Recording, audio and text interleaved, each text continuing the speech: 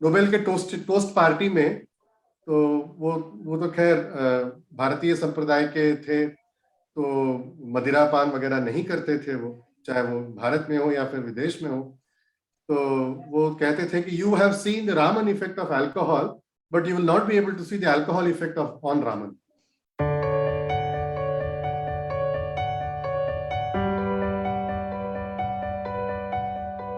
2019 में मैंने 7 नवंबर को एक सीरीज स्टार्ट करी थी, जिसमें मैंने वादा किया था कि सर सीवी रामन की जिंदगी से जुड़े कुछ पहलू मैं आप लोगों को बताऊंगा, और जैसे जैसे समय बीतता जाएगा और ज्यादा उनके जीवन के बारे में, उनकी गहराइयों के बारे में आपको बताऊंगा। और कई बार कई किताबों को मैंने मेंशन किया, कई किताबों के बारे में मैंने आप लोगों को बताया, और उन किताबों से मैंने क्या सीखा, उन किताबों से मैंने जो भी जाना वो मैंने वीडियो के तहत आप लोगों तक पहुंचाया।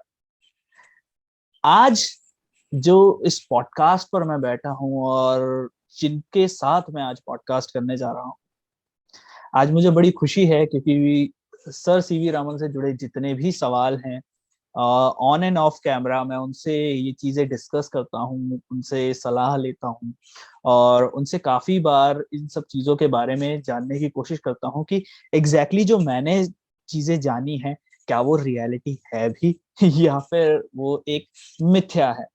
तो आज जो हमारे पॉडकास्ट पर आए हैं, वो एक ऐसे व्यक्ति हैं जो सर सीवी रमन से काफी ज्यादा प्रभावित लगते हैं, और उनकी जीवनी के बारे में बहुत ज्यादा रुचि वो भी रखते हैं। और सबसे जरूरी बात कि आज हम फिजिक्स के बारे में बात नहीं करेंगे। आज हम एक आज जो हमारे पॉडकास्ट पर आए हैं वो एक केमिस्ट हैं, और केमिस्ट्री के बारे में भी आज हम लोग बात करेंगे। तो पहला पॉडकास्ट ऐसा होगा जिसमें हम किसी केमिस्ट से बात करेंगे। तो चलिए स्वागत करते हैं डॉक्टर रामानाथन का। तो रामानाथन सर, आपका बहुत बहुत स्वागत है रोजेंडे टॉक्स पर। सबसे पहले कैसे हैं आप? नमस्ते आपको और आपके दर्शकों को भी।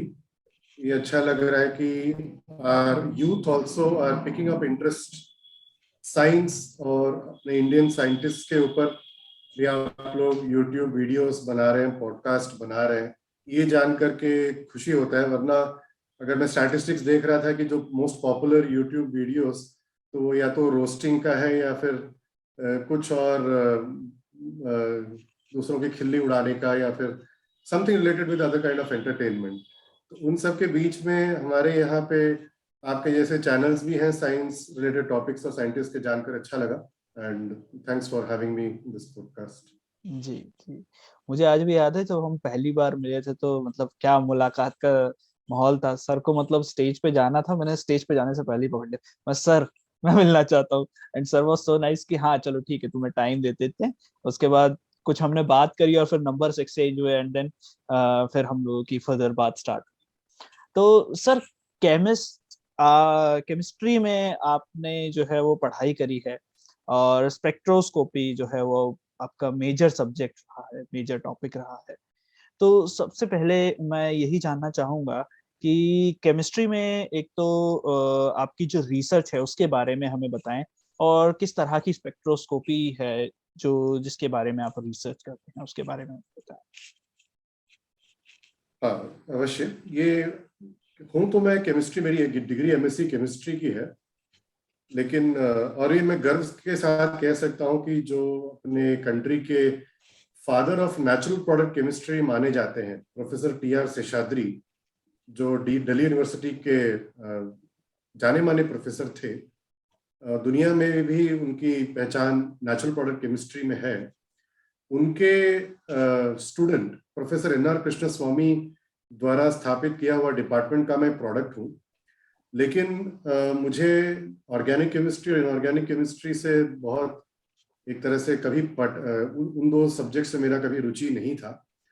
मेरा लगाव मोर और लेस मैथमेटिकल और फिजिकल ओरिएंटेड था। तो मैं एमएससी के बाद फिजिकल केमिस्ट्री में पीएचडी किया हूँ, laser induced fluorescence supersonic jet spectroscopy से। तो फिजिकल केमिस्ट एक ऐसा विषय का समूह है जहाँ पे केमिस्ट उनको केमिस्ट नहीं मानते, अपनी बिरादरी के नहीं मानते, और फिजिक्स वाले भी उनको अपने बिरादरी के नहीं मानते।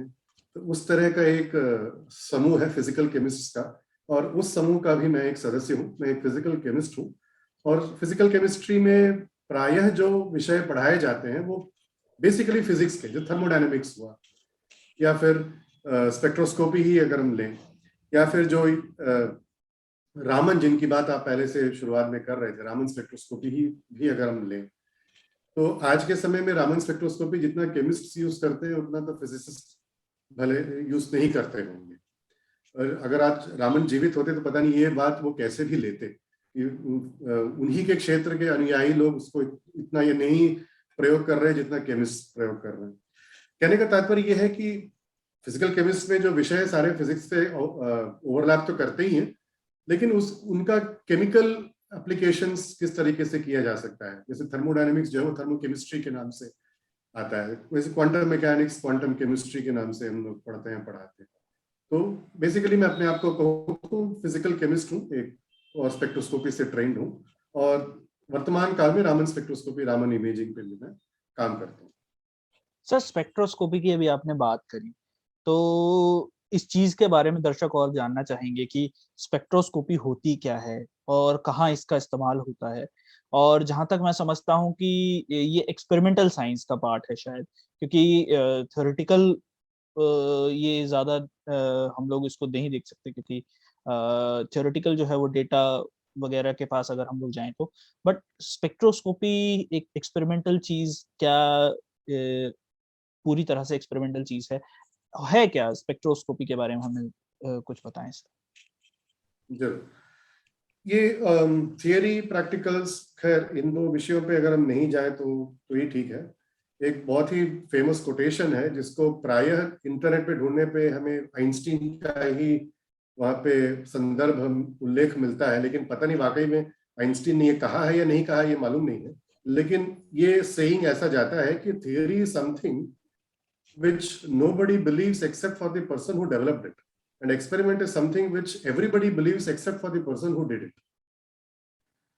तो ये थियरी और एक्सपेरिमेंट का जो डायकोटमी है ये तो खैर है, लेकिन उस पर हम नहीं जाए तो स्पेक्ट्रोस्कोपी क्या है, जिस स्तर तक मैं उसको समझता हूँ, जो क्वांटम मैकेनिक्स अगर उसको हम थियरी माने तो उसका experimental manifestation, practical manifestation spectroscopy है। और अगर हम historical development of quantum mechanics में भी जाएं, जहाँ पे अगर ब्लैक बॉडी रेडिएशन, मुझे यकीन है कि आपके जो दर्शक हैं वो विज्ञान से संबंधित विषयों से परिचित हैं, तो जिनके लिए मैं बहुत ही फंडामेंटल चीज़ों को एक्सप्लेन करना नहीं चाहूँगा। तो जो क्वांटम मैकेनिक्स की जो बुनियादी बिंदुएं हैं, जो fundamental points from which the subject of quantum mechanics itself started, उनमें स्पेक्ट्रोस्कोपी की बहुत ही मुख्य भूमिका रही है। तो पहले आप हाई स्कूल में पढ़ा होगा, जैसे Lyman, Balmer, Brackett, Pfund, के सीरीज और रिडबर्ग फॉर्मूला एक आ जाता है। जी जी जी। कैसे लाइन स्पेक्ट्रम पहले ऑब्जर्व किए थे, और तब तक का जो फिजिक्स जो डेवलप हुआ था 1860s में मैक्सवेल के द्वारा, वो यूनिफाइंग इलेक्ट्रिसिटी एंड मैग्नेटिज्म करने के बाद लोगों को ये माना जाता है कि whatever was to be done in physics was already done. लेकिन उसके बाद में 1880 से जब 1887 में इनफैक्ट हर्ट्ज द्वारा फोटोइलेक्ट्रिक इफेक्ट पहली बार देखा गया, वो भी एक्सप्लेन नहीं कर पाया तब तक का physics. Black body radiation explain नहीं कर पाया। उसी क्रम में ये जो स्पेक्ट्रोस्कोपी, लाइन स्पेक्ट्रा जो था, एटॉमिक स्पेक्ट्रा जो था, वो भी other than existing physics could not explain it. तो स्पेक्ट्रोस्कोपी को आप या तो कह लीजिए कि ये क्वांटम मैकेनिक्स की एक जननी है, या फिर क्वांटम मैकेनिक्स का एक प्रैक्टिकल मैनिफेस्टेशन है स्पेक्ट्रोस्कोपी। और इनफैक्ट अगर हम रामन इफेक्ट को ही लें, जो कि एक तरह से स्कैटरिंग ऑफ लाइट है, उसको अगर एक तरह से ये भी हमें लिटरेचर में देखने को मिलता है कि जब 1930 में रामन को नोबेल प्राइज मिला था, तो जितने मनीषी, जितने बुद्धिजीवी वर्ल्ड साइंटिस्ट ने उनको नोबेल के लिए प्रपोज किया था, वो इसलिए सोच करके प्रपोज किया था क्योंकि 1925-26 में ही क्वांटम मैकेनिक्स का जो था मोर और लेस एक तरह से अंडरस्टैंडिंग बैठ गई थी। उसके बाद फील्ड थियरी है वो अलग बात है, 1927 में डिराक अपने इक्वेशन दिए वो अलग बात है, लेकिन तब तक फेयरली श्रोडिंगर इक्वेशन और हाइजेनबर्ग का जो matrix formulation of quantum mechanics था वो लोगों जनमानस तक, साइंटिफिक जनमानस तक पहुंच गई थी। और उसी का पहला एक्सपेरिमेंटल मैनिफेस्टेशन रामन इफेक्ट के तौर पे देखा गया था, और लोगों का कहना है कि वो इसीलिए उन्होंने इतने सारे साइंटिस्ट बहुत सारे विभिन्न कंट्रियों से, रशिया से, जर्मनी से, अमेरिका से, रामन को प्रपोज भी किया था नोबेल प्राइज के लिए। तो संक्षेप में अगर मैं दोहराऊं तो स्पेक्ट्रोस्कोपी जो है it's a manifestation of quantum mechanics, या तो उसको आप वैसे कहिए, या फिर progenitor of quantum mechanics, because the whole subject was developed to explain the line spectrum. तो डेफिनेशन पॉइंट ऑफ व्यू से जाएंगे, स्पेक्ट्रोस्कोपी क्या है। सो प्रकाश, ये जो लाइट है, जो बीम है, when it interacts with matter, जब वो मैटर के साथ इंटरेक्ट करती है प्रकाश, so there are only few possibilities that the consequence of this interaction, either the light will get absorbed by the system, or the light can get completely transparent, pass through the system, or the light can get reflected, or the light can get scattered, right? So when it gets absorbed, what do we mean by that? That is the energy that the light carries is matching with the some of the internal energies of this matter with which it is interacting. So this interaction, as a consequence, what happens to the matter when we study, that is a definition or the realm of spectroscopy. अब आप इसको x ray, अब आपका incoming radiation x ray regime में है, तो वो X ray absorption, X ray emission spectroscopy कहलाएगा, जिसको एक्सपीएस के नाम से जाना जाता है। वही आपका अगर यूवी विजिबल रेडिएशन में है तो वो इलेक्ट्रॉनिक एक्साइटेशन लाएगा, और वो यूवी विजिबल अब्जॉर्प्शन स्पेक्ट्रोस्कोपी के नाम से जाना जाएगा। अब वही विजिबल रेडिएशन में आते हैं तो या तो रामन इफेक्ट कहलाएगा। उसके बाद अगर आप माइक्रोवेव में जाते हैं तो माइक्रोवेव अब्जॉर्प्शन, और जिस सिद्धांत से हमारे you can make microwave cooking, तो वो भी रेडिएशन माइक्रोवेव में है, तो फिर that gets into the microwave spectroscopy regime. Infrared spectroscopy vibrational excitation के तहत। सो ये इलेक्ट्रोमैग्नेटिक स्पेक्ट्रम के विभिन्न अंगों को लेकर के, no matter what the wavelength varies, this its interaction with the matter is what is the crux of the subject of spectroscopy. जी। And yes, it is a practical subject.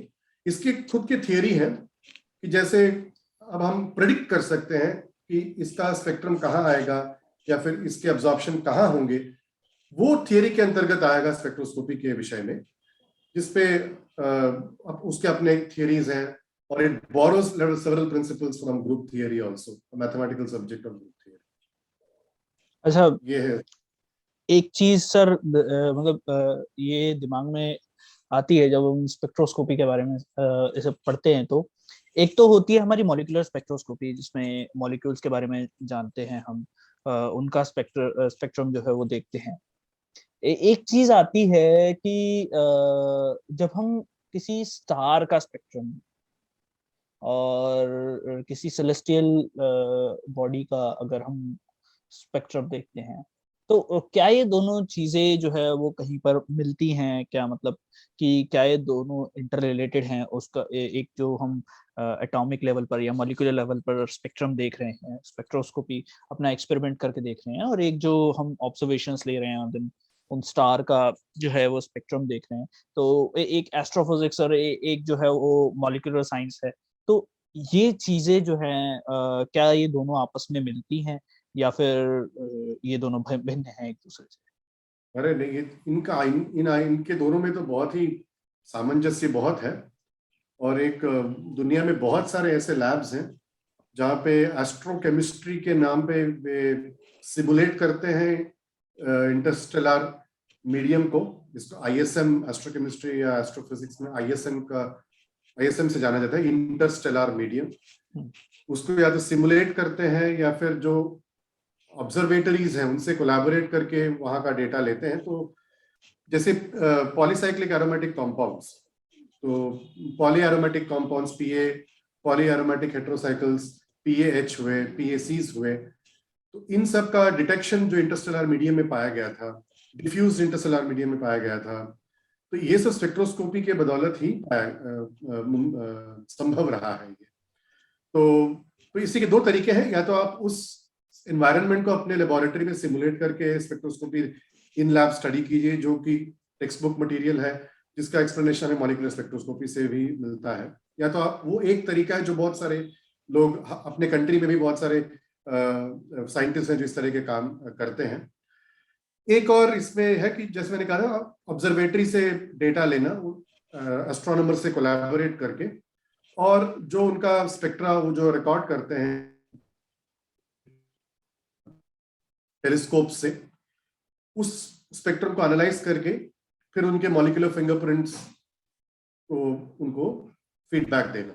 तो इस तरह का काम एस्ट्रोकेमिस्ट्री बोल लीजिए, अभी एस्ट्रोबायोलॉजी भी इसमें शामिल हो जाता है। और पुणे में बहुत अच्छा एक इंस्टीट्यूट है जो कि बहुत ही नीश एरिया एस्ट्रोबायोलॉजी में काम करता है, जहाँ पे भी स्पेक्ट्रोस्कोपी बहुत काम आता है, ये देखने के लिए कि how the life species can survive, और detection of life species in other planets, other planetary bodies. So yes, there is a very good healthy mix of this spectroscopy in the interstellar medium or outside in the space. तो अपने आप में बहुत एक विस्तार वाला विषय भी है। जी जी। तो सर मुद्दे से मैं जरा थोड़ा कभी कभी भटक जाता हूँ ऐसे इंटरेस्ट के चक्कर में। तो एक चीज आपने ग्रुप थ्योरी के बारे में अभी थोड़ी देर पहले जिक्र किया था, और जहां तक जो अब तक हमारी बातचीत हुई है और जहां तक मैं समझ पाया हूँ कि अभी भी अगर मैं देखूं तो मैं फिजिक्स से ज्यादा डेविएट नहीं किया हूँ, क्योंकि आप जो है वो फिजिक्स को माध्यम बनाकर एक जो है वो केमिस्ट्री की स्टडी जो है वो करते हैं। कुछ इस तरीके की चीज जो है वो अब तक मुझे समझ आई है। तो मैथमेटिक्स एक जो टूल जिसे हम कहते हैं कि विज्ञान को पढ़ने के लिए सबसे जरूरी टूल जो होता है वो हमारे पास मैथमेटिक्स, ऐसा हमारे गुरुजनों ने हमें बताया है कि वो चीज बहुत इम्पोर्टेंट है। तो फिजिक्स जब हम लोग पढ़ते हैं, क्योंकि फिजिक्स से मेरा थोड़ा एसोसिएशन है, तो इतनी चीजें हम लोगों को पढ़ाई जाती हैं कि मैथमेटिक्स पर बहुत ज्यादा जोर दिया जाता है, चाहे वो किसी भी तरीके से, मतलब चाहे वो कैलकुलस हो या फिर ग्रुप थ्योरीज हो या फिर अलजेब्रा हो, कोई भी चीज हो, हमें वो चीज उस पर ध्यान देने के लिए कहा जाता है कि इस पर आपको जो है वो ध्यान देना ही पड़ेगा। अगर आप एस्ट्रोनॉमी पढ़ते हैं, फिजिक्स पढ़ते हैं, कोई भी चीज पढ़ते हैं, आपको ध्यान देना पड़ेगा। पर केमिस्ट्री में इन सब चीजों का क्या महत्व है? क्योंकि हम मैं इस चीज को हमारे देश में जो सब्जेक्ट्स चलते हैं उसके एग्जाम्पल से इस सवाल को उठाना चाहूंगा कि जब हम लोग मेडिकल फील्ड की बात करते हैं, मेडिकल फील्ड में 12वीं 11वीं से कक्षा से ही हमारे जो सब्जेक्ट्स हैं वो बदल जाते हैं। तो पीसीएम पढ़ते हैं कुछ लोग, कुछ पीसीबी पढ़ते हैं, physics chemistry biology and PC physics chemistry maths. अब मुझे नहीं पता कि बायोलॉजी वाले जो मैथ्स नहीं पढ़ते वो फिजिक्स कैसे पढ़ते हैं, पर केमिस्ट्री में उनका मैथमेटिक्स का क्या यूज होता है, और क्या इम्पोर्टेंस है मैथमेटिक्स का। और जो लोग इस चीज को नहीं जानते, मैथमेटिक्स के टूल्स को नहीं समझ पाते, क्या वो कोई दिक्कत का, क्या उनको मतलब आगे चल के कोई दिक्कत होती है, या किस तरह का इम्पोर्टेंस जो है मैथमेटिक्स रखता है केमिस्ट्री में? ये बहुत ही मतलब एक तरह से गहरा सवाल है कि गणित का क्या विशेषता क्या है। तो इसके लिए तो मैं अपने, क्योंकि भारतीय ज्ञान परंपरा से भी मैं बहुत ही प्रभावित हूँ, तो गणित का हमारे भारतीय ज्ञान परंपरा में क्या स्तर और किस तरह से उसको विभूषित किया गया है।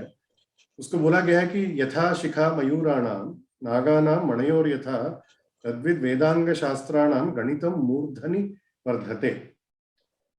गणित को सबसे मूर्धन्य विषय माना गया है अपने ज्ञान परंपरा में भी, जो कि आज से आप कह लीजिए उसका तो काल गणना बहुत ही कठिन है, लेकिन कम से कम 3000 साल 4000 साल से आप आज से पूर्व मान के चलेंगे तो हमेशा हमारे यहाँ पे गणित को बहुत ही मुख्य स्तर दिया गया है।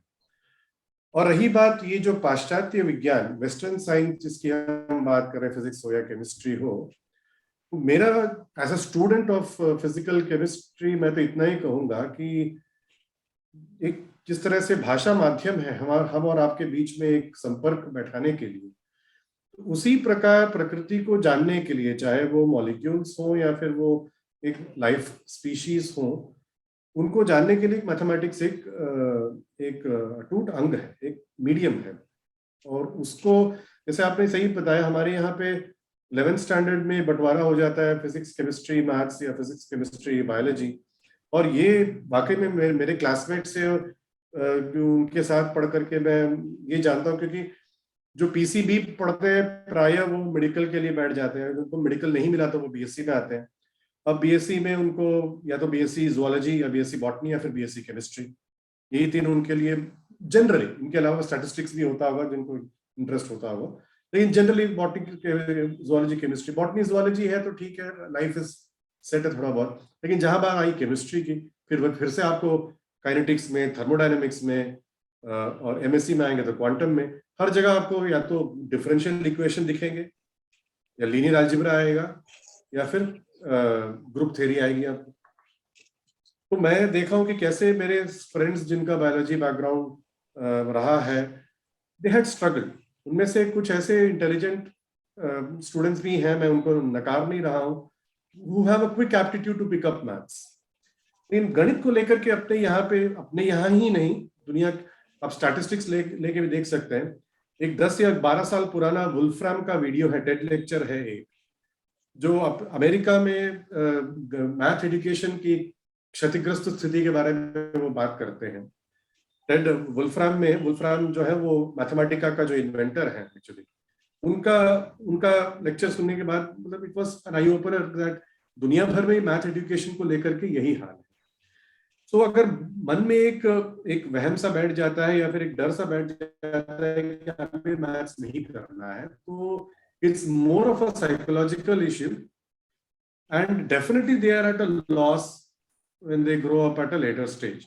यहाँ पे लेकिन मैं एक और चीज बताना ये भी चाहता हूँ कि अगर मैं मान लीजिए गाड़ी कोई चला रहा हूँ, टू व्हीलर या four wheeler, it is not important or it is not necessary that I need to know the thermodynamics of the internal combustion engine, या फिर मुझे वो फ्यूल का थर्मोकेमिस्ट्री जानना अनिवार्य नहीं है, या फिर उसके जो गियर्स हैं, या फिर उसके मैकेनिकल कंपोनेंट्स हैं, इलेक्ट्रोमैकेनिकल कंपोनेंट्स हैं, उन सब के बारे में बिना जाने भी मैं कार को या टू व्हीलर को चला सकता हूँ। तो ये डिपेंड करता है whether you want to go from one place to the other place for which you need a vehicle, which is maths, or you take more interest and see, fine, if I do some tinkering to this existing vehicle, how can I make this vehicle even better? That is to get into more deeper inside the mathematics of that subject, and then proceeding ahead, still with the motive of going from one place to the other. So to cut the long story short, yes, mathematics is an inevitable tool for student of, I would say, anybody who is pursuing knowledge.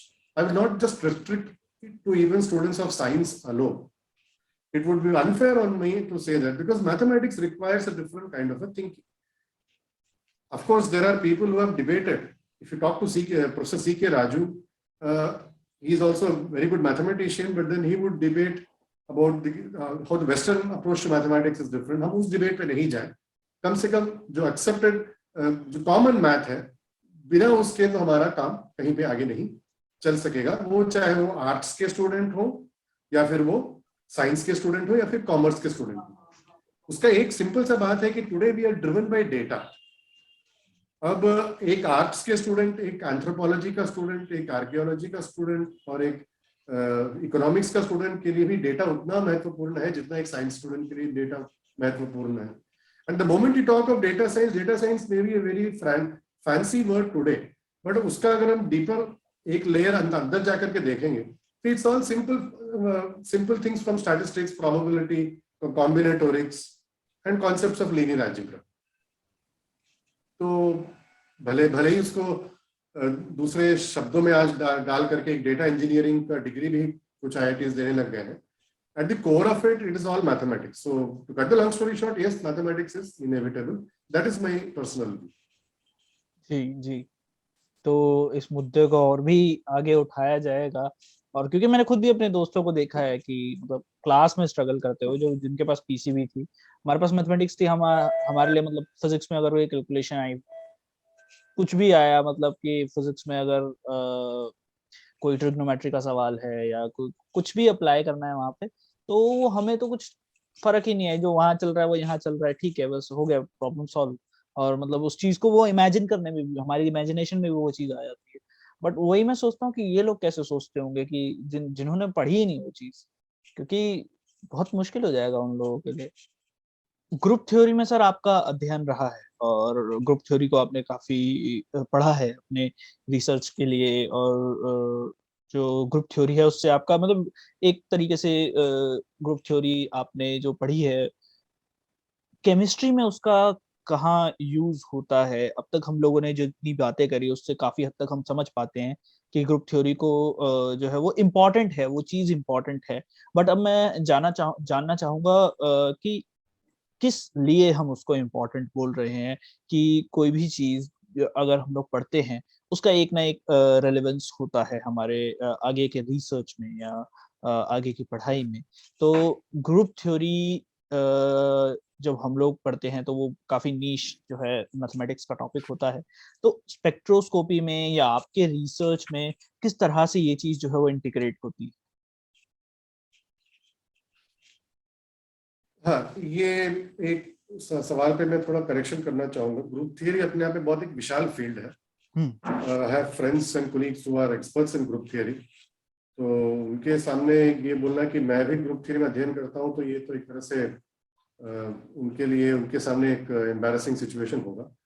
Group theory spectroscopy का एक अटूट अंग है, वो तो, और वहाँ spectroscopy को समझने के लिए जितना ग्रुप थियरी यूज होता है उतना मैं जानता हूँ। और एज अ टीचर, क्योंकि अभी मैं पढ़ाता भी हूँ, तो एक कोर्स भी है जहाँ पे ग्रुप थियरी मुझे पढ़ाना भी पड़ता है, लेकिन वो वहीं तक जहाँ पे ये स्पेक्ट्रोस्कोपी में काम आता है।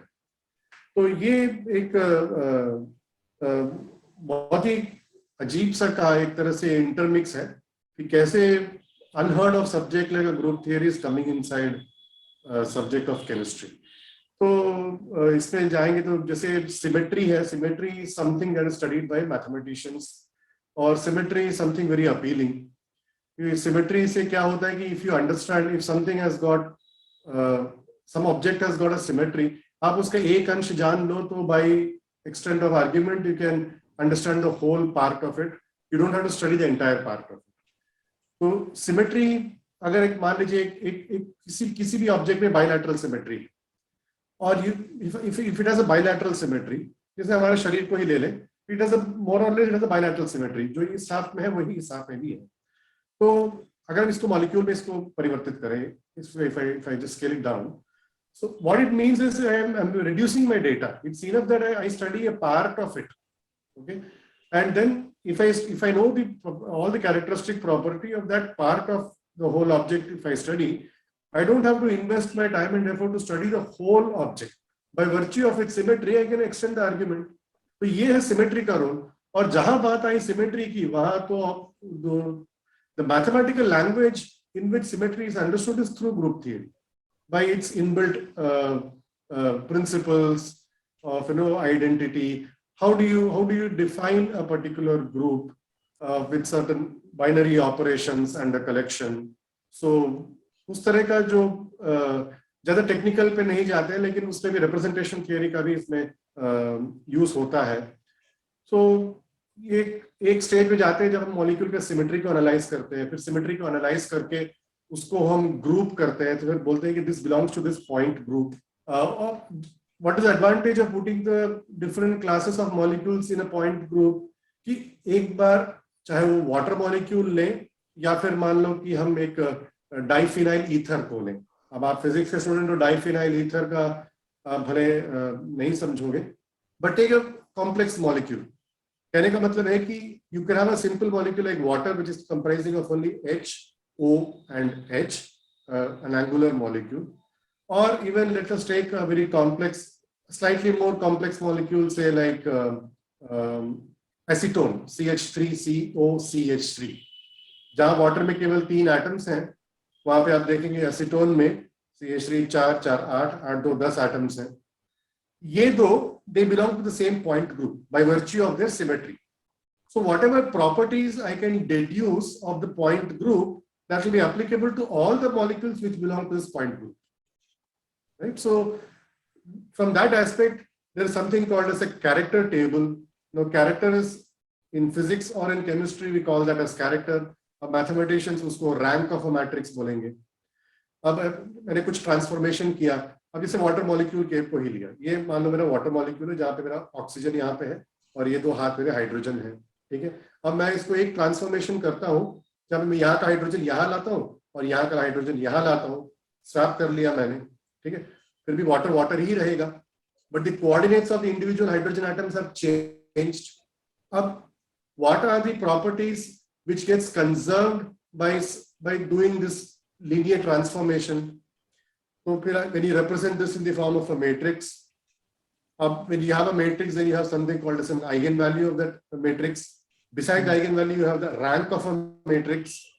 अब वो rank जो होता है वो invariant होगा, उसमें मैथमेटिक्स वाले भी थियरम्स के उसको प्रूव भी करेंगे, लेकिन हम फिजिकल केमिस्ट्री वाले प्रूव नहीं करेंगे, रिजल्ट्स को वैसे यूज करेंगे। अब क्योंकि वो रैंक का हो या कैरेक्टर का हो वो इनवेरिएंट है, तो वो प्रॉपर्टी कभी चेंज नहीं होगा चाहे जो भी ट्रांसफॉर्मेशन कर लो। तो ये ऐसे एक एक प्रॉपर्टी स्टडी करते हुए हम उस मॉलिक्यूल, उस all the molecules that belong to one particular point group, हम उनका प्रॉपर्टी केवल उस ग्रुप को स्टडी करते हुए समझ सकते हैं। तो इन सब में this is how the group theory is getting involve, जिसमें group theory again is a very vast subject, उसका एक छोटा सा अंश यहाँ पे हमें उपयोगी सिद्ध होता है यहाँ पे। जी जी जी, पूरा पूरा पूरा आपने आइगन वैल्यू वगैरह का जिक्र करके ना मेरे को पूरा पूरा अपना वो वाला टाइम याद दिला दिया जब हम लिटरली मतलब जो अपने ग्रेजुएट लेवल पे थे तो इन सब चीजों को पढ़ा करते थे, और मतलब पूरा वो वाला टाइम याद आ गया। तो मेरा ये मानना है कि कोई भी साइंस स्टूडेंट हो, चाहे वो कुछ भी पढ़े, मैथमेटिक्स के लीनियर अलजेब्रा और डिफरेंशियल इक्वेशन, इनसे तो कभी पीछा नहीं छोड़ना चाहिए। ये चाहे वो कभी वो काम में आए या ना आए, यूटिलिटेरियन पॉइंट ऑफ व्यू से भी ना देखें, तो कम से कम सेकेंड ऑर्डर डिफरेंशियल इक्वेशन तक और लीनियर ट्रांसफॉर्मेशन तक अगर लीनियर अलजेब्रा भी आ जाए तो ये बहुत लाभदायक है। जो मैं जनरली जब इसका एग्जाम्पल देता हूँ, आज तो कोई भी ऐसा स्टूडेंट नहीं होगा जिसके हाथ में स्मार्टफोन नहीं हो और जिसके हाथ में वो फ्रंट कैमरा बैक कैमरा नहीं हो, और जितने भी वो फोटो एडिटिंग करते हैं, फोटो को चाहे श्रिंक किए चाहे इसको रोटेट किए, these are all your entire data is stored in as zeros and one in the matrix form, and all the transformations you do, वो क्या जो एल्गोरिथम करता है ये सब चीजों, फोटो को एडिट जो करता है वो पहले आइगन वैल्यू लेता है और देखते हैं कौन से डायरेक्शन में ये eigen vector is located, and then उसी के इर्द गिर्द में सारा फोटो एडिटिंग ही होता है। अब ये फोटो एडिटिंग करने वाले को ये सब डिटेल नहीं मालूम होगा, उसको केवल फोटो एडिट करना है। जैसे मैं कार चलाता हूँ तो मुझे कार चलाने के मैकेनिक्स के बारे में नहीं पता है, लेकिन अगर वो भी पता हुआ तो मैं उसको और एंजॉय करते हुए चलाऊंगा। बात यहाँ पे है। तो ये था, ये मेरा निजी राय है इन दो टॉपिक्स को लेकर के। बिल्कुल बिल्कुल बिल्कुल, मुझे भी काफी नई नई चीजें सीखने को मिल रही है। इन सब चीजों के बारे में साइंस स्टूडेंट होते हुए कभी ना कभी शायद हमने कुछ पढ़ा हो, पर जब कोई रिकॉल करवाता है तो ऐसे लगता है अबे हाँ यार, ये चीज तो इसको ऐसे भी सोचा जा सकता है। सर, रमन स्पेक्ट्रोस्कोपी के बारे में, क्योंकि आपका रिसर्च जो है स्पेक्ट्रोस्कोपी में, तो रमन स्पेक्ट्रोस्कोपी क्या होती है, इसका एप्लीकेशन हमें कहाँ देखने को मिलता है, और अभी आपने अब रिकॉर्डिंग से पहले हम लोग बात कर रहे थे कि सर सीवी रमन अगर मतलब देख लें कि अगर आज होते यहाँ पर कि उनकी जो थ्योरी है, जो उनका जिस चीज के लिए उन्हें नोबेल प्राइज मिला है, वो फिजिक्स के लोगों से ज्यादा केमिस्ट वाले लोग जो है यूज कर रहे हैं, तो किस तरह से केमिस्ट्री में जो है वो रमन स्पेक्ट्रोस्कोपी काम आती है, और कई बार मेडिकल फील्ड में भी रमन स्पेक्ट्रोस्कोपी का यूज किया जाता है, ऐसा मैंने पढ़ा है। तो आपसे मैं वो चीज जानना चाहूंगा सर। एक चीज तो, अगर आज रामन होते तो उनको दो बातों में ठेस बहुत पहुंचती। एक तो उनके नाम का उच्चारण सही नहीं होता है, और क्योंकि दक्षिण भारतीय नाम है ये तो ये ये ये हमारा कॉन्वर्सेशन जो है वो हुआ था, और रामन सर का नाम रामन लेने पर जो है वो रमन लेने पर जो है मेरे को जो है वो एक बहुत इंपॉर्टेंट चीज पता चली थी। तो इस पार्ट को बिल्कुल स्किप मत करना अगर आप सीवी रामन सर के बारे में कुछ एक बहुत डिटेल्ड चीज अगर आप जानना चाहते हो। बहुत माइनर सी चीज है बट आप बहुत डिटेल्ड चीज मिस कर जाओगे अगर इसको स्किप किया तो। जी सर। वही प्राय जो नॉर्थ इंडियन मेरे जो कलीग्स और फ्रेंड्स हैं वो RAMAN, क्योंकि ये भी अंग्रेजी में लिखा जाता है RAMAN, तो रमन रमन बैठ गया है। और कुछ ऐसे नाम भी दिल्ली और पंजाब साइड में है, रमन सिंह, तो उससे भी मिलता जुलता आता है, तो रमन सिंह और ये रमन और रमन में सामंजस्य बैठा करके CV रामन, उनका नाम है वेंकट रामन। जो राम शब्द है, जो संस्कृत का प्रतिपद है, प्रतिपद है राम, रामः, एक वचन, पुल्लिंग एक वचन शब्द है रामः। अब एक ग्रामेटिकल ट्रांसफॉर्मेशन से तमिल में जब वो आता है तो वो अन का सफिक्स लग जाता है, तो इसलिए रामन बन जाता है वो। अभी भी जो करंट फाइनेंस मिनिस्टर है उनका भी नाम के साथ यही खिलवाड़ होता है। सरकारी दस्तावेजों में भी निर्मला सीता रमण लिखा जाता है, लेकिन वो सीता रामन है। तो एक चीज आपके माध्यम से आपके दर्शकों को मैं ये बोलना चाहूंगा कि अगर रामन स्पेक्ट्रोस्कोपी के बारे में कुछ नहीं भी जानते हो, कम से कम उनका नाम का सही उच्चारण जान लो। सी वेंकट रामन है उनका नाम। और रामन भी हिंदी का, जो आप भगवान राम से परिचित होंगे ही, उसी का साउथ इंडियन वर्जन जानो, रामन, ये आप जान लो। तो ये बहुत, तो आज CV रामन अगर जीवित होते तो उनको इस बात से ठेस पहुंचती कि उनका नाम का उच्चारण सही तरह से नहीं हो रहा है। लेकिन ये उनके लिए पहली बार नहीं होगा, क्योंकि जब उनको उनका जीवनी जो है बहुत ही रोमांचक विषय है।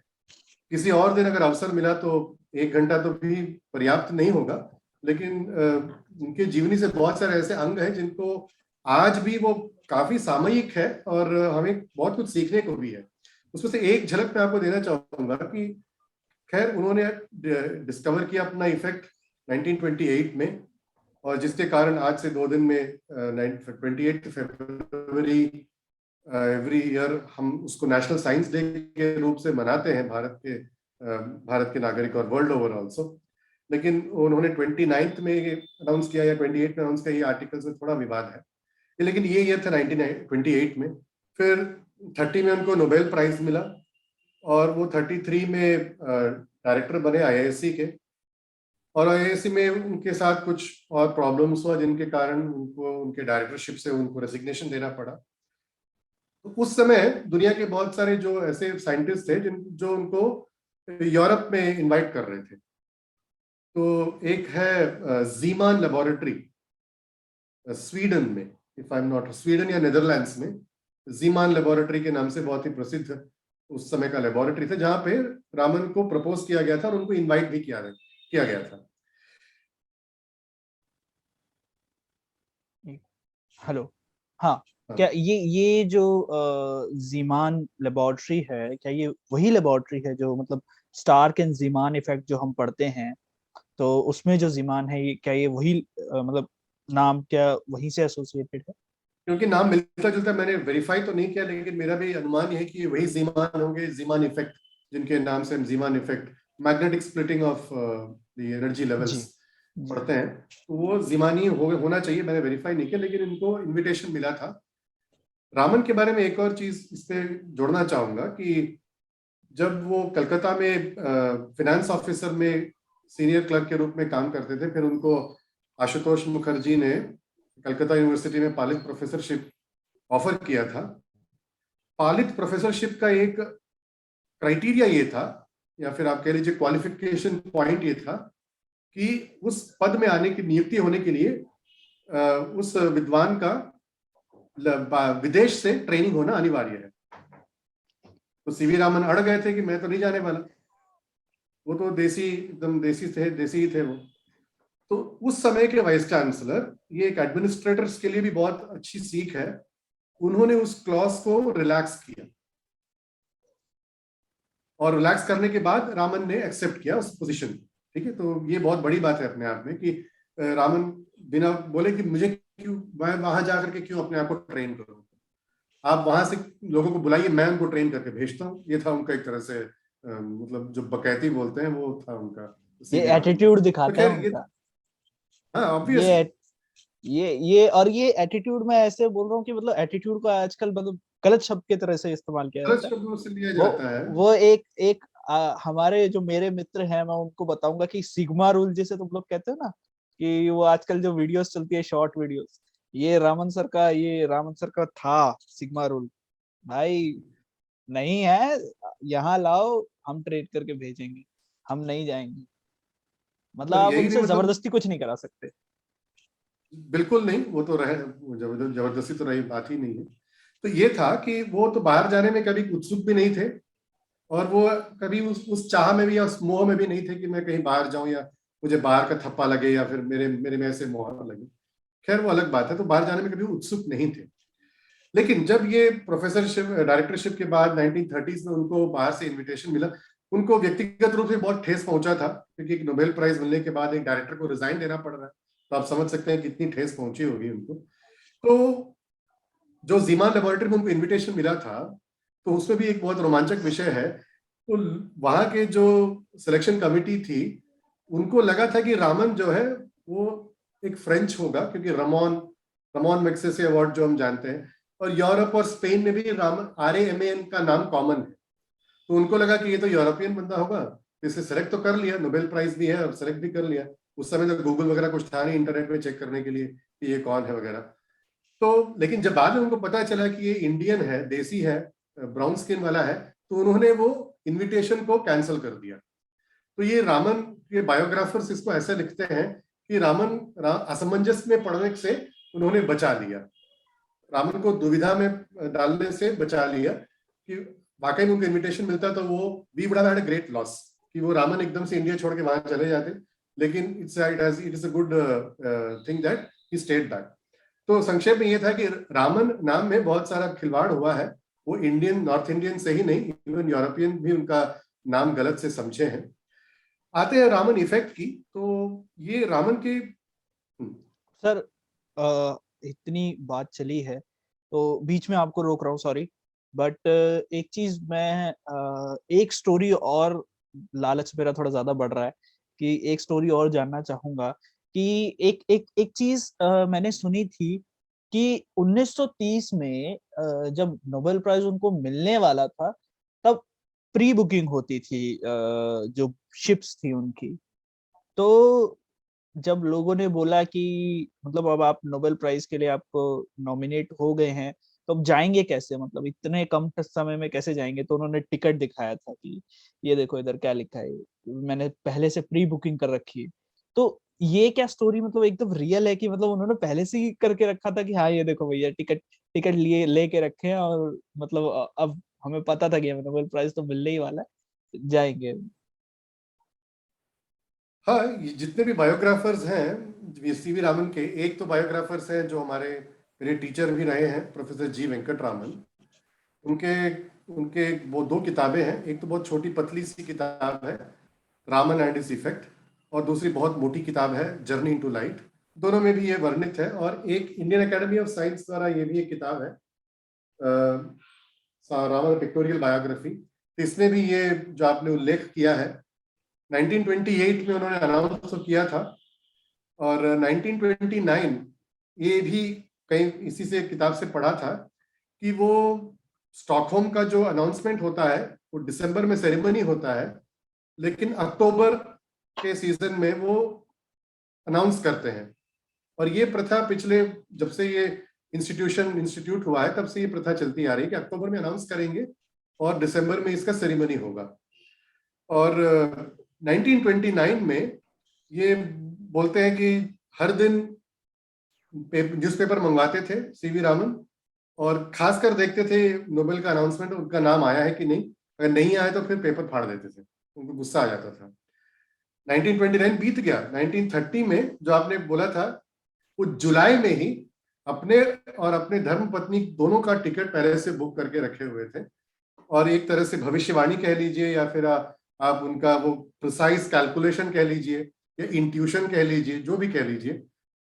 Nobel prize leak, information leak तो नहीं होगा। आज तो ईमेल का जमाना है, तब तो टेलीग्राम और कम्युनिकेशन के चैनल्स कुछ और थे।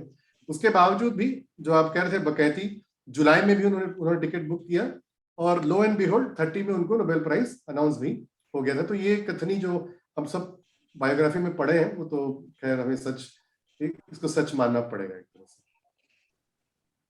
एक चीज हमेशा दिल में रहेगी कि मतलब अब पता नहीं, कभी जब पैसा होगा तो करूंगा, पर एक लिटरल फॉर्मेट में उनकी बायोग्राफी को कवर कर, क्योंकि ये उनकी बायोग्राफी में जो चाहिए वो मिलेगा। एक्शन, ड्रामा, साइंस तो भर के है ही, action, drama, comedy, action comedy action भर के। ड्रामा से यही याद आया, नोबेल के टोस्ट टोस्ट पार्टी में, तो वो तो खैर भारतीय संप्रदाय के थे, तो मदिरा पान वगैरह नहीं करते थे वो, चाहे वो भारत में हो या फिर विदेश में हो। तो वो कहते थे कि you have seen the Raman effect of alcohol, but you will not be able to see the alcohol effect of on Raman. तो इस तरह के उनके ऑन द स्पॉट में कॉमेडी करना। जैसे उनके एक स्टूडेंट थे, तो वो बोलते थे उनका लाइट सोर्स जो था, पहले पहले का जो 5-6 साल का उनका जो लैब में जो काम हुआ था, जो लाइट सोर्स था वो सूरज था। और उन्होंने एक अपने लैब असिस्टेंट आशुतोष डे, जो आशु बाबू आशु से बाबू, नाम से, आशु बाबू, आशु बाबू, उनके द्वारा एक ऐसा कंट्राइवेंस बनाया था कि सूरज अगर दिन में कहीं पे भी घूम रहा हो, तो वो भी घूमेगा, और लैब में एक ही डायरेक्शन में वो लाइट रिफ्लेक्ट करता वो जाएगा। मूवेबल मिरर्स लगवाए थे। मूवेबल मिरर से वो उन्होंने सेट किया था। और मतलब कहने का मतलब ये था कि ऑप्टिकल सोर्स बहुत ही एक्सपेंसिव और रेयर था उस टाइम पे। तो उनके एक स्टूडेंट का ये कहना था कि उनके कॉम्पिटिटर यूके में उनसे 100 गुना ज्यादा पावर एक लाइट रखे हैं, तो they will be losing the race if we do not have that amount of the light source. तो तुरंत रामन का कहना था कि you use your 100 watt brain then the 100 watt light. तो was a, अब एक्शन हो, ड्रामा हो, एक गुरु का जो पहचान है वो भी देखने को मिलता है। आशुतोष डे, आशु बाबू, वो केवल यूनिवर्सिटी का कोई डिग्री नहीं है उनके पास। रामन उनको भी के पेपर साथ लिखवाया। काम करने के अकेले कारण के, एकमात्र कारण के कारण से he became a single author paper in a peer reviewed scientific journal. ये मेरे ख्याल से जो लोग वेस्टर्न के एक साइंटिस्ट हैं, उनका नाम अभी तुरंत याद है, बहुत फेमस साइंटिस्ट है, इलेक्ट्रोलिसिस का उनका आविष्कार था, इन्वेंशन था इलेक्ट्रोलिसिस का। वो बुक बाइंडिंग किताब में काम करते थे वो, और उनको Michael Faraday, Faraday, sorry Michael उनका नाम याद नहीं आया। अभी भी मैं देखता हूँ जो भी इंडियन साइंटिस्ट भी हो, पॉपुलर लेक्चर दे रहे हो, तो माइकल फैराडे का गुणगान गाएंगे। कोई आपत्ति नहीं है, माइकल फैराडे थे, he was a very inspiring figure. Book binding shop में काम करके वहां से सीख करके उन्होंने कहा। अपना देसी देसी आशु बाबू भी तो हैं, उनके बारे में भी तो लोगों को जाननी चाहिए, लोग जानने चाहिए उनके बारे में भी। Here is a guy who never went to university and went on to publish a peer-reviewed journal article in a well-ranked journal. जो आज के many assistant professors in good universities also will not be in a position to do. So sir, this shows for the kind of magical touch or impact that C.V. Raman. Sir एक चीज आपसे पूछनी थी, ऐसी थोड़ा थोड़ा मतलब उस तरीके की बात है कि रॉकेट बॉयज सीरीज अभी आई थी, आपने देखी क्या? नहीं, वो मैं नहीं देख पाया अभी तक, समय नहीं मिला है देखने को। बहुत चर्चा में है ये अब्दुल कलाम के बारे में, और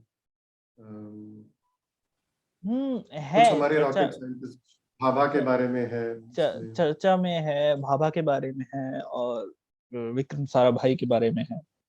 और मोस्ट इम्पोर्टेंटली मैंने अपने रिव्यू में एक ही चीज बोली थी कि भले ही ना मैं भाभा के बारे में बहुत ज्यादा जानता हूँ, विक्रम साराभाई के बारे में तो बहुत ही कम जानता हूँ, तो जितना मैंने उस सीरीज में मतलब देखा है कि रामन सर के कैरेक्टर को जितना उन लोगों ने एक्सप्लोर किया है, मजा नहीं आया। सच में मजा नहीं उसमें आया। सीवी रामन भी है, ये अभी पता चल रहा है मुझको, उसमें सीवी रामन भी है, ये पता नहीं था। हाँ, तो समय निकाल के देखूंगा फिर उसको, वो देखना पड़ेगा। अब मैं आपको बोलूंगा तो आपके लिए स्पॉइलर भी हो जाएगा, प्लस फिर आप वो मैं उसको देखता थोड़ा हूँ, उसको समय मेरे निकाल के मेरे देखता हूँ।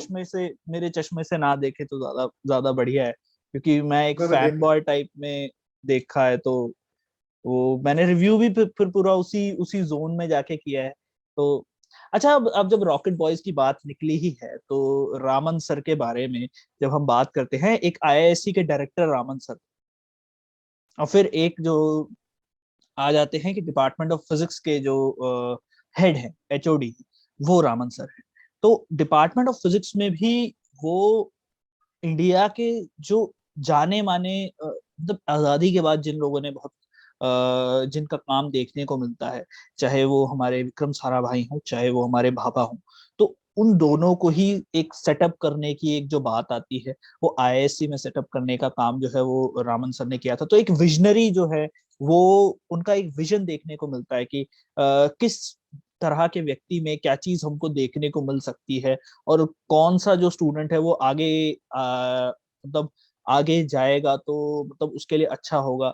एक चीज ये भी थी कि शायद एक मैथमेटिक्स का स्टूडेंट थे, नाम उनका शायद मैं भूल रहा हूँ, एक मैथमेटिक्स के स्टूडेंट थे, उनको उन्होंने बुलवा कर, मतलब कि वो रामन सर के साथ काम करना चाहते थे, बट क्योंकि दूसरे डिपार्टमेंट के थे तो इसलिए उनके टीचर्स को अच्छा नहीं लगता था, बट फिर नहीं, भी रामन सर ने एक्सेप्ट किया। जी जी जी सर। सामने नहीं, ये थोड़ा अलग से है। आप जिनकी ओर इशारा कर रहे हैं उनका नाम है G N Ramachandran. G N Ram IISc में जो शुरुआत के जो दो डिपार्टमेंट्स थे, इलेक्ट्रिकल इंजीनियरिंग हाँ और फिजिक्स, और हाँ जीएन रामचंद्रन का इलेक्ट्रिकल इंजीनियरिंग में दाखिला हुआ था। हाँ हाँ और क्योंकि कोर्सेस और रामन जो थे वो वाकई में दीर्घदर्शी भी थे, दूरदर्शी भी थे, और जो है उनको स्टूडेंट्स, हर टीचर की ये एक तरह से खासियत होती है कि स्टूडेंट्स का they will be able to spot the brightness in the student, और वो ही गुड टीचर है जो वो ब्राइटनेस को बरकरार रखे और उस पर और थोड़ा उसको उसकी अभिवृद्धि हो। तो जीएन रामचंद्रन के बारे में ये बोला जाता है, वो ये मैंने इस बुक में तो वो नहीं है, लेकिन अभी मुझे याद नहीं कि ये जी वेंकटरामन के बुक में है कि नहीं, मुझे वेरीफाई करना होगा। लेकिन G N Ramachandran was a very bright student. C V Raman HOD को लिखते हैं इलेक्ट्रिकल इंजीनियरिंग के कि G N Ramachandran is a too bright for your department, he should only work under me. एक पंथ दो काज, ना एचओडी इलेक्ट्रिकल इंजीनियरिंग की कुछ सुननी है, ना उस स्टूडेंट की सुननी है, तुम जो हो वो मेरे लिए बने हो, एकदम सीधे मेरे लैब में आ जाओ। And he was very much right. If Watson and Crick were awarded the Nobel Prize for the double helix, actually G.N. Ramachandran deserves the Nobel Prize for discovering something called a triple helix.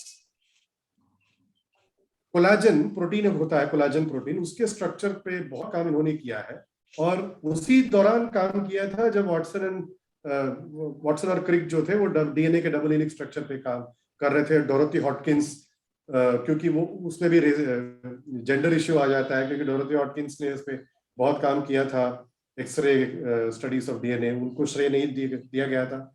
Watson and Crick को Nobel prize मिला था। Triple helix का काम भी उसी दौरान हो रहा था, और उसको मेड्रास हेलिक्स के नाम से जाना जाता था। तो वाकई में फ्यूचर में G N Ramachandran spotted enough early enough by CV Raman was a real Nobel material, no doubt. और आज तक ये साइंटिफिक लिटरेचर में चर्चा है कि why G N Ramachandran was not awarded the Nobel prize, क्योंकि किस तरह से रामन इफेक्ट बहुत फेमस है, उसी प्रकार बायोफिजिक्स में और मोस्टली प्रोटीन बायोलॉजी में रामचंद्रन प्लॉट बहुत ही फेमस है, जो 5 साई प्लॉट के नाम से जाना जाता है, जो दो एंगल्स हैं। अब उन्होंने थियोरेटिकल मॉडल बनाए थे 5 साई प्लॉट करके कि एक प्रोटीन अगर इस रीजन में आता है, उसको रामचंद्रन प्लॉट के नाम से जाना जाता है, तो प्रोटीन के स्टेबिलिटी के ऊपर वो बहुत इंफॉर्मेशन देता है। तो indeed C Raman was true, वो ब्राइट स्टूडेंट को आइडेंटिफाई वो करते थे और ब्राइट स्टूडेंट को ही वो लेते थे, एक तरह से वो पहचान परख लेते थे और परखने के बाद ही उनको वो लेते थे उन स्टूडेंट्स को। इनमें एक जो बहुत ही गलत तरीके से उनको प्रोजेक्ट किया जाता है कि वो एंटी फेमिनिस्ट थे। हाँ, ये मैंने सुना है कहीं पर, नहीं देते थे। उसका भूमिका आपको जो है उस समय का जो वर्ल्ड लेवल में जो पॉलिसीज है उसको आपको समझना चाहिए। भारत में केवल ये बात नहीं है। इसके लिए बार बार मैं हमेशा एक उदाहरण दूंगा एम्मा नॉयथर का, क्योंकि आप फिजिक्स के स्टूडेंट हैं, आपने शायद उनका नाम सुना होगा, Emma Noether. Emma Noether was a very bright mathematician, या फिर मैथमेटिकल फिजिसिस्ट कह लीजिए, जिनको इवन आइंस्टीन ने बहुत अप्रिशिएट किया था। और जो बात करते हैं ना कंजर्वेशन की, तो there is a Noether theorem जो शायद फिजिक्स के स्टूडेंट भी पढ़ते होंगे कि to every symmetry, every conserved entity, you have some constant associated with it. मैं इसको वर्डिंग से भी ठीक से नहीं बोल रहा हूं, लेकिन जो ट्रांसलेशन सिमेट्री है तो उसमें एनर्जी कंजर्व्ड है। जो कंजर्वेशन ऑफ एनर्जी को हम जिसकी बात करते हैं, ऑब्जेक्ट में ट्रांसलेशन सिमेट्री है, ऑब्जेक्ट इस जगह से इस जगह पहुंचा तो उसकी रूपरेखा में कोई परिवर्तन तो नहीं आया, तो object enjoys a translation symmetry. Now, to every entity which is having one kind of a symmetry, you have something conserved. अब ट्रांसलेशन सिमेट्री है तो वो एनर्जी कंजर्व्ड होगा, अब रोटेशन सिमेट्री है तो एंगुलर मोमेंटम कंजर्व होगा। तो ये नॉयथर्स थ्योरम है जिसका साइटेशन बहुत बार इवन आइंस्टीन ने दिया है।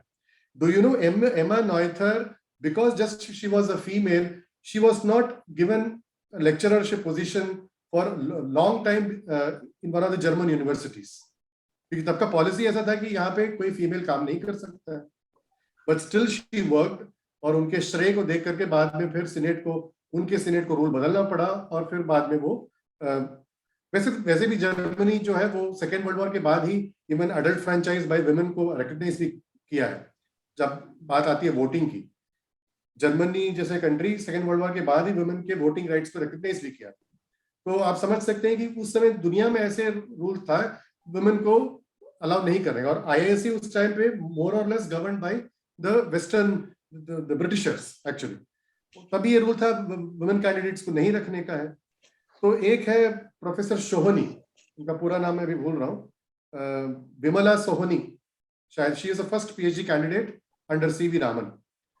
उनका वो धरना में बैठ गई कि आप मुझे कैसे पीएचडी कैंडिडेट में नहीं लेंगी। तो एक साल रामन ने देखा, फिर उसके बाद he went against the rules of the university, went against the rule of the institute and took her as a student. तो कमला या विमला सोहनी, डॉक्टर सोहनी के नाम से ये प्रचलित है। लेकिन आज जब प्रोजेक्ट किया जाता है तो ऐसे प्रोजेक्ट किया जाता है जैसे CV Raman was anti feminist. तो ये तो कहीं बैठता नहीं है। और उसके बाद बता दो आप, कमला सोहनी के बाद जो है, डॉक्टर सोहनी के बाद there were an number lot of female students who went to and did with Raman. उनमें से एक बहुत प्रमुख नाम है अन्ना मणि। अन्ना मणि ये है meteorologist. She was a graduate student of CV Raman. CV Raman के साथ थीसिस करने के बावजूद भी इनको थीसिस अवार्ड नहीं दिया गया, और आज तक केरला यूनिवर्सिटी में इनका थीसिस अनअवार्डेड है। वो भी एक तरह से हिस्टोरिकल एक टिडबिट है एक तरह से। And she went ahead to retire as a deputy director general of Indian meteorological department, Pune में जो उसका हेड ऑफिस है। और Anna Mani is one such very good example. So there are such portrayals by CV Raman. जी, बात शुरू हुई थी जीएन रामचंद्रन से, तो और एंटी फेमिनिस्ट पॉइंट पे आ गई। कहाँ पहुंच जाते हैं हम लोग। हाँ सर, एक रामन स्पेक्ट्रोस्कोपी के बारे में आप बता रहे थे, उसको एक बार सुनते हैं। तो रामन स्पेक्ट्रोस्कोपी, एक चीज मैं ये पूछना चाहूंगा कि रामन स्पेक्ट्रोस्कोपी के बारे में तो हम जान लेंगे, पर जहां से इसकी कहानी शुरू होती है, तो हम सुनते हैं कि 1921 में मेडिटेरेनियन सी में जब वो यात्रा कर रहे थे, तब उन्होंने एक सवाल किया था खुद से ही कि आकाश का रंग तो नीला समझ में आता है, पानी का रंग नीला क्यों। और फिर उसके बाद उन्होंने रिले स्कैटरिंग पर सवाल उठाए थे, और फिर मतलब फिर उन्होंने अपनी रिसर्च को शुरू किया था, जो कि 7 साल लंबी एक रिसर्च, जिसका जो हमको रिजल्ट है वो 1928 में देखने को मिलता है। तो इस सवाल को, जो उनका खुद का सवाल था कि पानी का रंग नीला क्यों है, उन उस सवाल को उनकी रिसर्च किस तरह से डिफाइन करती CV Raman actually interest Lord Rayleigh उनके एक तरह से मानसिक गुरु थे। रामन जो थे वो रेले का बहुत उनके काम का बहुत फॉलो करते थे, अनुयायी थे एक तरह से। और फिजिक्स का उस समय का, अगर हम फिजिक्स के कोई भी टॉपिक्स लें, ऐसा कुछ भी टॉपिक नहीं मिलेगा जहां पे रामन ने काम नहीं किया हो। है। तो चाहे वो वेव मैकेनिक्स हो, sound vibrations from different musical instruments हो, और विस्परिंग गैलरी का जो फिजिक्स क्या है वो हो, कलर्स, मयूर के पंख का जो वो कलर हमें दिखता है वो क्यों, वेव गाइड, आज हम उसको वेव गाइड का नाम देते हैं। जब रामन उस पर काम कर रहे थे, वेव गाइड वो शब्द नहीं यूज होता था। तो कहने का मतलब ये कि वो what ever aroused his curiosity, he was passionately involve in that. ऐसा नहीं है कि अभी सरकार इस पे पैसा दे रही है तो मैं इस पे काम करूंगा, या फिर इस पे अगर करेंगे तो ये अच्छा कॉन्फ्रेंस के लिए भी मुझे न्योता मिलेगा, मैं इस पे करूंगा। ऐसा नहीं था। उनके मन में, उनके आसपास का जो भी उनको उनकी रुचि को बढ़ाता था, उनकी जो क्यूरियोसिटी को बढ़ाता था, उस पे वो पूरा अपना पैशन से वो उतर जाते थे। उसी में एक था स्कैटरिंग ऑफ लाइट। तो जैसे आकाश का रंग नीला, हम तो समझ में अपने 12th स्टैंडर्ड के साइंस बच्चों से सीखते आते हैं कि रेले ने एक स्कैटरिंग फॉर्मूला दे दिया है, 1/λ⁴। मतलब जैसे जैसे लैम्डा तुम्हारा घटता जाएगा और स्कैटरिंग एफिशिएंसी बढ़ता जाएगा। तो इसीलिए ट्रैफिक लाइट पे पहले लाल रंग है, क्योंकि वो स्कैटर कम होगा, क्योंकि उसका वेवलेंथ ज्यादा है। तो कंपेयर्ड टू हरा या कंपेयर्ड टू पीला, लाल स्कैटर कम होगा तो दूर तक दिखेगा। तो इसलिए ट्रैफिक में हम विजिबल स्पेक्ट्रम के उस एंड के 3 कलर्स को लिए हैं, लाल, पीला और हरा। स्कैटरिंग में काफी काम रेले का हुआ था। तो ठीक है, आकाश का रंग नीला इसलिए समझ में आता है क्योंकि वो तुरंत स्कैटर हो जाता है, तो इसलिए नीला दिखता है। पानी का रंग नीला क्यों? तो इससे भी जब वो शिप से वापस आ रहे थे तो उन्होंने कैसे स्कैटरिंग को पहले किल किया। स्कैटरिंग को किल ब्रूस्टर एंगल से अगर आप देखोगे उसको, तो स्कैटरिंग कंप्लीटली किल हो जाता है। उसके बाद अगर स्कैटरिंग नहीं है फिर भी नीला दिख रहा है, तो मतलब इट इज इंट्रिंसिकली ब्लू। पहले पानी नीला इसलिए ब्लू था क्योंकि आकाश को रिफ्लेक्ट कर रहा है, बोल दो। अब जब आप डिटेक्ट कर रहे हो तो ब्रूस्टर एंगल में देख रहे हो, उसके रिफ्लेक्शन बिल्कुल कट कर रहे हो, तो फिर भी वो उसमें ब्लू दिख रहा है। तो something is intrinsically responsible for the blue colour. उस पे फिर वो उतर आए, क्योंकि उससे 5 या 6 साल पहले कॉम्पटन, उन्होंने कॉम्पटन इफेक्ट को अनाउंस किया था, जो कि non linear scattering of X ray in crystals in solid state medium में था। तो एक्सरे जो एक अगर इलेक्ट्रोमैग्नेटिक स्पेक्ट्रम का एक अंग है, तो सीवी रामन के दिमाग में ये जूझ रहा था कि ये तो यूनिवर्सल फिनोमिनन होना चाहिए पूरे इलेक्ट्रोमैग्नेटिक स्पेक्ट्रम में। नॉन लीनियर स्कैटरिंग, रेले स्कैटरिंग अगर लीनियर स्कैटरिंग है, तो जो कॉम्पटन इफेक्ट जो पाया गया था एक्सरेज में, वो नॉन लीनियर स्कैटरिंग है। और उसी दौरान एक थियरी भी डेवलप हो रही थी, Heisenberg Kramers rule, quantum mechanics के परिप्रेक्ष्य में ही that theory was getting developed. CV Raman इन 2 चीजों को अपने दिमाग में उसका एनालाइज करते हैं कि एक नॉन लीनियर स्कैटरिंग हमें एक्सरे में अनाउंस हुआ है और यहाँ पे क्रेमर्स हाइजेनबर्ग रूल पनप रहा है, तो क्यों ना ये visible region of electromagnetic spectrum में भी क्यों ना ये संभव हो। तो उसी के दौरान स्कैटरिंग ऑफ लिक्विड में जब उन्होंने उनके स्टूडेंट्स को काम लगाया था, तो उनको वो लिक्विड्स में दिखा। तो पहले तो वो समझते थे कि ये इम्प्योरिटीज की वजह से होगा, क्योंकि थोड़ा भी इम्प्योरिटीज रहा तो फ्लोरेसेंस आ जाएगा। Fluorescence is a different phenomenon. अब वो फ्लोरेसेंस नहीं है ये साबित करने में उनको काफी समय लगा। अब जब वो एकदम से सारे प्रमाणों से वो कन्विंस हो गए थे कि ये इम्प्योरिटीज के वजह से वीक फ्लोरेसेंस नहीं है, तो वो क्रेमर्स हाइजेनबर्ग रूल्स का ही मैनिफेस्टेशन है, या कॉम्पटन इफेक्ट जो एक्सरे में नॉन लीनियर स्कैटरिंग है वो विजिबल में ही हो रहा है, ये उनको 1928 के फरवरी, इनफैक्ट ये काम उन्होंने अनाउंस किया फरवरी 28 में, लेकिन इसका ये रिपोर्ट देखा उन्होंने फरवरी के 8 से 28 ईयर में।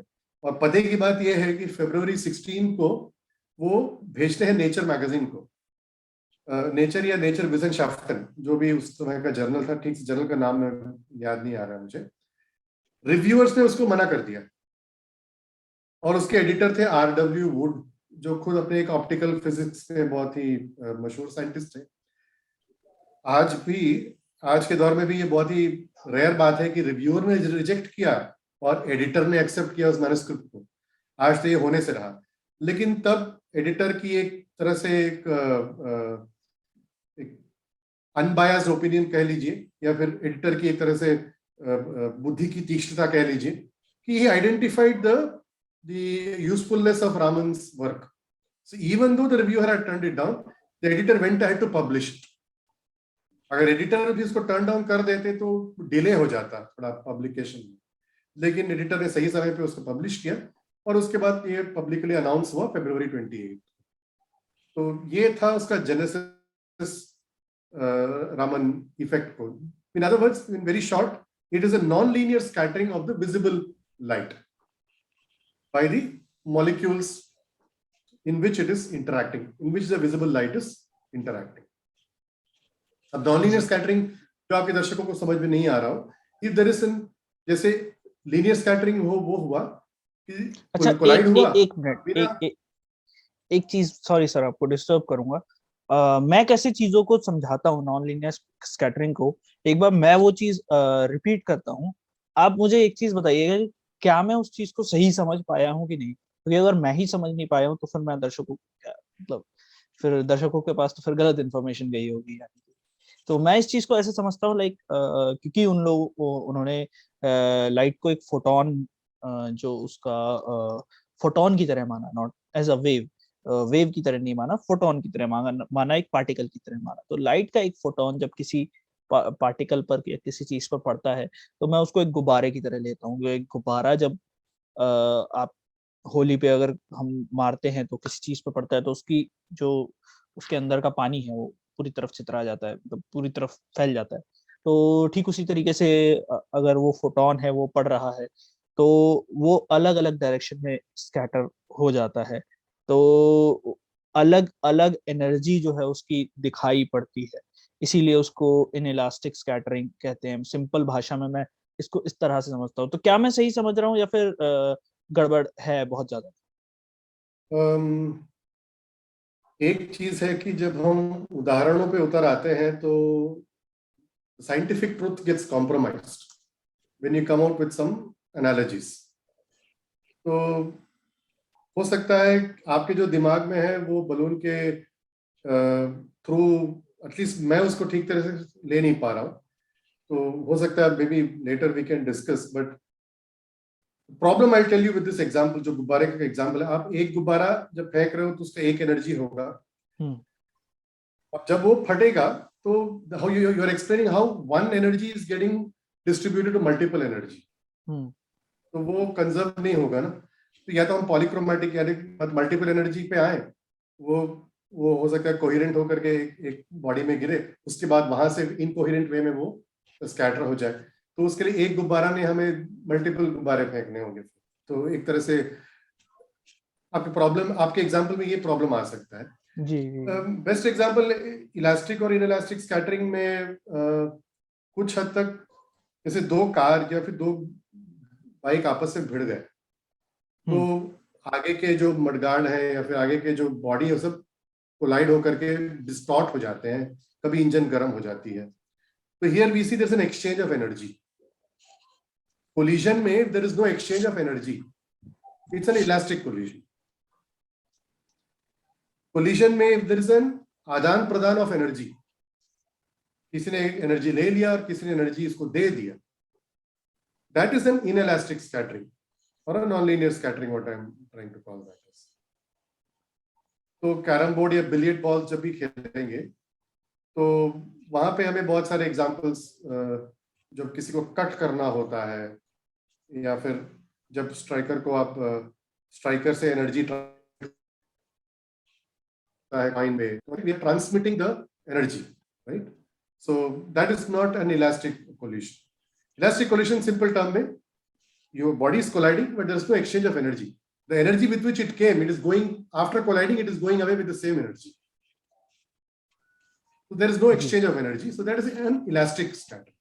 But वही अगर exchange, energy exchange हो गया, जैसे कैरम का एग्जांपल था, स्ट्राइकर से एनर्जी ट्रांसमिट हुआ स्टेशनरी कॉइन पे, वो स्टेशनरी कॉइन मूव करने लगा, तो वो हो गया आपका इनएलास्टिक स्कैटरिंग। तो मुझे इनएलास्टिक स्कैटरिंग का कैरम बोर्ड से उदाहरण देना ज्यादा सही लगता है, बल्कि वो गुब्बारे का एग्जांपल मैं उतना प्रेफर नहीं करूंगा। तो इनएलास्टिक स्कैटरिंग इसी तरह से आप उसको विजिबल वेवलेंथ में ला सकते हैं। तो फोटोन है, पार्टिकल है, वेव है, इस पे मैं मेरे बहुत ही I am a fan of professor R Balakrishnan of IIT Madras. वो कहते हैं कि ये भाषा के चंगुल में फंसना ही नहीं है। अब इसको वेव कह लो, पार्टिकल कह लो, तुम्हारे ऊपर। मैं इंग्लिश का नया वर्ड बना लेता हूँ, वेविकल, सारा फसाद का जड़ी खत्म।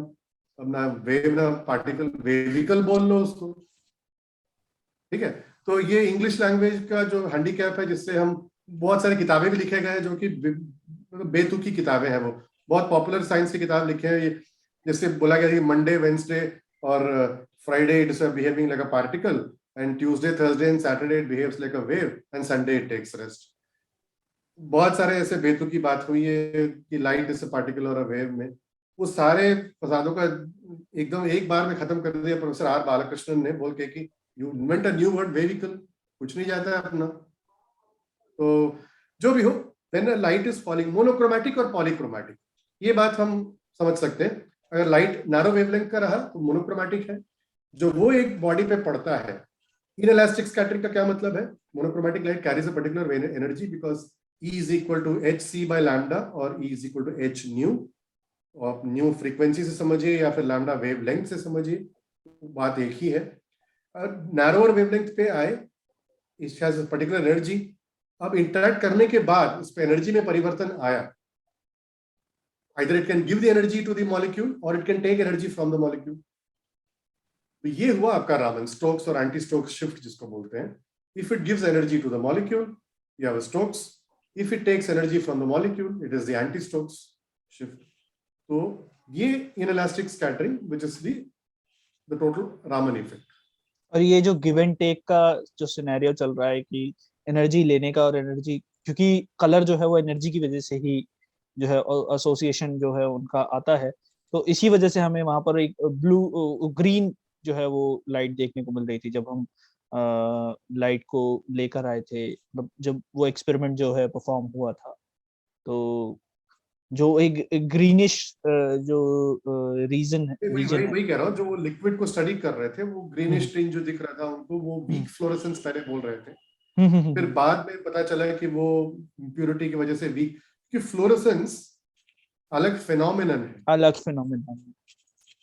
और यहाँ पोलराइजेशन का कुछ, पोलराइजेशन का भी कुछ वो होता था कि पोलराइजेशन एक में होता है, एक में नहीं होता है। नहीं, फ्लोरेसेंस में भी पोलराइजेशन की संभावना है। Polarization is a property of the electromagnetic wave.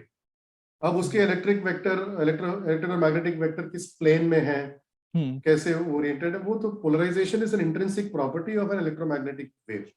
अब फ्लोरेसेंस में भी पोलराइजेशन है, रामन में भी, स्कैटरिंग में भी पोलराइजेशन है। यहाँ पे जिसकी आप बात कर रहे हैं, जैसे डिस्क्राइब होता है पहली बार उस लिक्विड में, they observed a greenish tinge of a very highly polarized scattered light। तो ये उस चीज की बात हो रही है। सर सीवी रामन एक नाम, मेरा जो एसोसिएशन है उनके साथ वो मतलब काफी हद तक लोग जानते हैं। तो आपका इंटरेस्ट वहां कैसे आया कि मतलब सर सीवी रामन के बारे में आपने इतनी सारी जानकारी जो है वो हमको दी है, आप खुद भी इतना कुछ पढ़ते हैं। और अभी भी मैं एक चीज से मैं एक हैरान हूँ कि मतलब अभी भी आपको ये है कि अगर आपको कोई फैक्ट नहीं पता तो आप क्लेम नहीं कर रहे कि मैं सही बोल रहा हूँ, ये मैं देख के बताऊंगा। ये चीज मेरे को मतलब ये सीखने को मिलती है हम लोगों को कि क्लेम जो है वो एकदम एटीट्यूड वाला क्लेम नहीं करना है। नहीं पता कोई बात नहीं, एक्सेप्टेंस है हमारा। तो ये इंटरेस्ट जो है वो आपके अंदर कहाँ से आया? ये मेरा पीएचडी जो था वो gas phase spectroscopy, supersonic jet expansion जिसको बोलते हैं, जिसके अंतर्गत मॉलिक्यूल्स को 10 केल्विन से भी नीचे टेम्परेचर पे लाया जाता है इन gas phase. 10 kelvin but in gas phase, 10 kelvin से भी नीचे का टेम्परेचर, फिर भी गैस फेज में मॉलिक्यूल्स को ला करके उस पे हम लेजर बीम डाल के इसका स्पेक्ट्रा लेते हैं। तो ये था मेरा पीएचडी का काम। और ये दुनिया में मतलब ये संकुचित समूह है जो किस तरह के काम करते हैं। इंडिया में केवल 2 ही ग्रुप थे, अभी मेरे ख्याल से अभी केवल एक ही ग्रुप है, प्रोफेसर संजय वटगांवकर, और एक और ग्रुप है आईआईटी बॉम्बे में। उनके अलावा इस सुपरसोनिक जेट एक्सपेंशन में काम ज़्यादा कोई करता नहीं। मेरे पीएचडी सुपरवाइजर जब मैं पीएचडी करता था तो वो भी एक ग्रुप था जो ये काम करता था। तो एक इस फील्ड के बाद तो एक प्रोफेसर टाकेशी ओका जो जो जो रटगर्स के हैं मेरे ख्याल से, वेरी फेमस एस्ट्रोकेमिस्ट, जिन्होंने गैस फेज स्पेक्ट्रोस्कोपी बहुत काम किया है। उनका बहुत एक फेमस स्टेटमेंट है कि गैस फेज में काम करने के बाद लोग या तो एस्ट्रोफिजिक्स एस्ट्रोकेमिस्ट्री में जाते हैं या फिर बायोलॉजी में जाते हैं। तो मेरा भी कुछ इसी तरह से हुआ, क्योंकि मुझे फ्यूचर उसमें दिख नहीं रहा था, क्योंकि उसके सेटअप वगैरह बहुत कम्बरसम थे। और मुझे भी फिर बायोलॉजी की ओर जाने का इंटरेस्ट हुआ। तभी मेरे एक पोस्ट डॉक जर्मनी में जब मैं गया था, तो थर्ड इंस्टीट्यूट ऑफ फिजिक्स था वो, तो वहाँ पे मुझे medical application of Raman spectroscopy में काम करने का एक मौका मिला। तो वहीं से शुरुआत से मुझे रामन स्पेक्ट्रोस्कोपी में इंटरेस्ट भी था। तो जब भी मुझे कभी भी टर्म पेपर प्रेजेंट करना होता था स्टूडेंट्स के लाइफ में भी, तो मैं स्टूडेंट के लाइफ से, सीवी रामन के लाइफ से काफ़ी उनके बायोग्राफी को पढ़ना, और ये कि जी वेंकटरामन सर हमारे टीचर्स थे, इनसे ये सब फैक्टर से सीवी रामन का एक तरह से इंटरेस्ट कह लो तो काफ़ी स्टूडेंट टाइम से ही मेरे पास था। और जब मुझे पोस्ट डॉक पे ये ऑफर मिला कि मैं डायरेक्टली रामन इमेजिंग पे काम करूं, तो आई ग्रैब दैट अपॉर्चुनिटी। तो उससे ये भी पता चलता है कि how Raman has advanced so much that today it can be applied even in disease diagnosis। कि अगर एक कैंसर ग्रो कर रहा है उसको अर्ली स्टेज में कैसे हम रामन स्पेक्ट्रोस्कोपी के थ्रू डिटेक्ट कर सके। तो वैसे काम करने के मौका से that's how my interest got developed. Then I felt okay fine, this is one area where I would like to come back to India and also start working. So Raman imaging पे अभी एस्टैब्लिश करने का plan अभी भी चल रहा है, लेकिन एक बार सरफेस एनहांस्ड रामन स्कैटरिंग उस पर मैं काम करता हूँ। क्योंकि टेक्निकली आपको एक बार चीज बता दूं तो रामन क्योंकि इनलास्टिक स्कैटरिंग है और ये बहुत ही वीक फिनोमिनन है। इतना वीक है कि आप 10⁶ फोटॉन्स यानी कि 1,00,000 फोटोन उस पे किसी मॉलिक्यूल पे डालते हो तो उसमें केवल एक फोटोन कम या ज्यादा एनर्जी से दिखता है, उसको हम रामन फोटोन बोलेंगे। तो 1,00,000 फोटोन डालो तो एक फोटोन आपको रामन का मिलेगा। तो इंट्रिंसिकली वेरी वीक फिनोमिनन है, जिसके कारण 1930 में नोबेल प्राइज मिलने के पश्चात 1960s तक 30 साल तक रामन इफेक्ट में ज्यादा काम हुआ नहीं था। और 1960s में something revolutionary happened, laser was invented. Laser के आने के बाद रामन स्पेक्ट्रोस्कोपी में मतलब एकदम से फ्लड ऑफ वर्क स्टार्टेड। तो बहुत efforts there were efforts going into enhance the Raman cross section. उसी में एक है सरफेस एनहांस्ड रामन स्कैटरिंग, जहाँ पे आप मॉलिक्यूल को किसी मेटल सरफेस पे एब्जॉर्ब कर दो और मेटल सरफेस को एक्साइट करो और उसके फोनॉन्स जो हैं सरफेस प्लाज्मॉन वो कपल करें मॉलिक्यूल के वाइब्रेशन से, और इस रेजोनेंस के वजह से मॉलिक्यूल का वाइब्रेशन एनहांस हो जाता है। तो इसको सरफेस एनहांस्ड रामन स्कैटरिंग बोलते हैं। तो उस पर मेरा काम अभी मेरे स्टूडेंट्स के साथ में कर रहा हूँ। तो ये था मेरा ब्रीफ में मेरा इंटरेस्ट इस फील्ड में आने का। जी, एक छोटी सी एडवाइस सर जो आप देना चाहते हो स्टूडेंट्स को कि किस तरह से वो जो है अपने जीवन में आगे बढ़ सकते हैं, और क्या कुछ जो है वो मतलब बिना पैसे या बिना किसी अन्य चीज की मोहमाया के साइंस को एंजॉय कर सकते एज अ टीचर मैं एडवाइस से तो बचता ही हूँ जनरली। एडवाइस भी एक ऐसी चीज है जो मतलब पता नहीं फ्री में दो तो फिर उसकी कोई वैल्यू नहीं है। तो पता नहीं ये कुछ मैं कॉन्क्रीटली बता तो नहीं पाऊंगा, बट ये है कि हमेशा क्यूरियोसिटी को उजागर रखना चाहिए किसी को भी।